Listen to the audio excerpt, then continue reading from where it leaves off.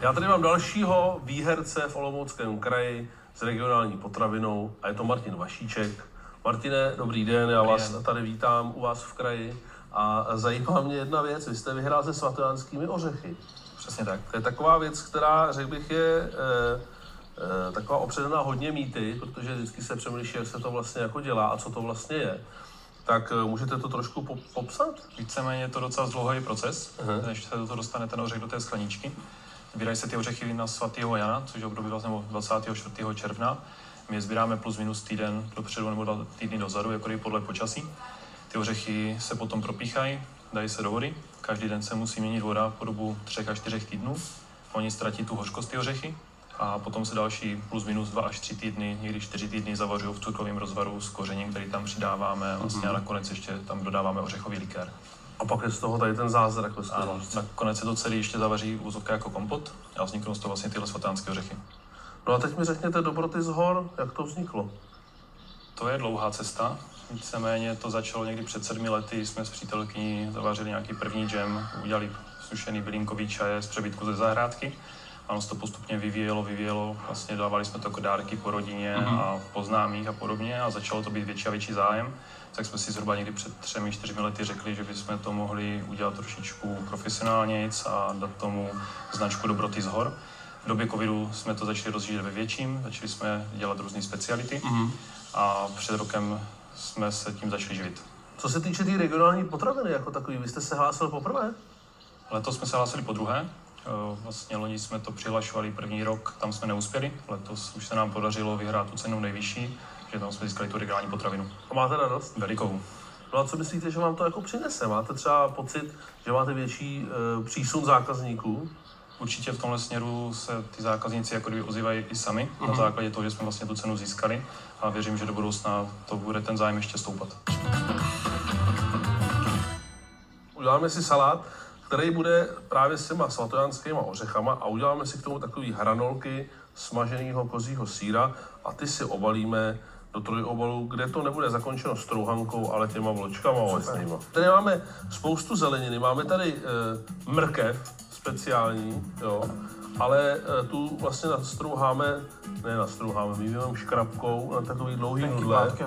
Pak tady máme jarní cibulku, vařenou řepu, červenou cibuli a takovýhle hezký mini kukuřičky jsem vzal. Tak něco mi dej, co ti mám nakrájet? Vem prosím tě ty kukuřičky, můžeš je podélně rozkrojet na půl. Já zatím nakrájím červenou cibuli a tu řepu. Co se týče té červené cibule, nakrájíme z toho zhruba cca půl centimetrový plátky. Většinou to vyjde tak na 400 cibule, jo, červený. No a ještě tady máme řepu a tu řepu, jak jsem říkal, již vařenou, tak tu nakrájíme tak, jak to mám rád, to znamená na klasické klínky, jo.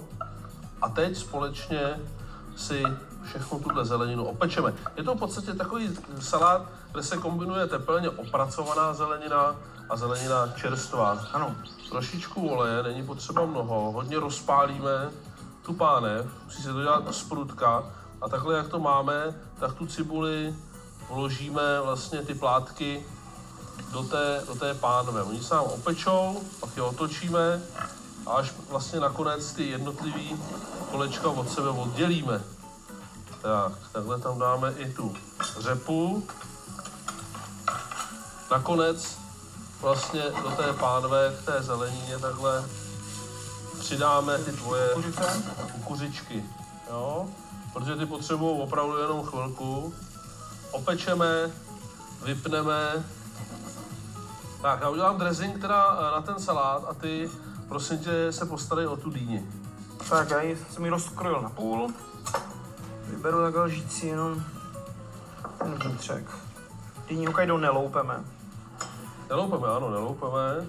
Ten dressing je jednoduchý, ten už jsme xkrát dělali, je to olej, ocet a med, sůl a trošku pepře a všechno zhruba v poměru 1:1, jo. Kdo chce sladší, dá si víc toho medu, určitě nedávejte méně toho octa, protože ta kyselá chuť je tam důležitá. Ten dressing musí být hodně aromatický. Můžu tě poprosit to jenom opepřit, šéfe, jak to nakrájíš. Tady dáme tam. Perfektní. Takže máme hezkou emulzi a teď vezmeme tady tu zeleninu, vyklopíme to do toho dressinku. Ono hezky, jak je to teplý, ta zelenina ještě, tak se krásně nasákne tím dressinkem a my si tady ještě na té pánvi, aby tady neležela jen tak jako Ladem. tak si na ní opečeme ještě plátky té dýně. Na barvu, jo, musíte být na barvu, ale samozřejmě děláme to z prutka, protože chceme, aby ta dýně ve finále byla taková hezky chrunkavá. Ano, a já tady jen takhle pomocí té škrabky udělám plátečky krásně. Já to ještě takhle osolím jenom. Tak. Promíchám, ať ta mrkev se ochutí tím dressinkem.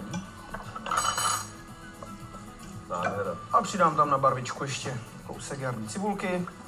Ano. Hezky, jo, šéfe, hezky. Bude takový rustikální salátek. No. Perfektní. Každý kousek jinak nakrájený. No. Takže zamícháme ještě teďka vlastně tu cibulku do salátu a čímž pádem v tuhle chvíli my máme salát takměř připravený, protože tady máme ještě listy polníčku a rukoly, ale ty zamícháme vlastně do té naší zeleniny, až schladne, se trošku odleží a mezi tím, než se to stane, tak si uděláme takové hezké smažené hranolky z kozího sýra.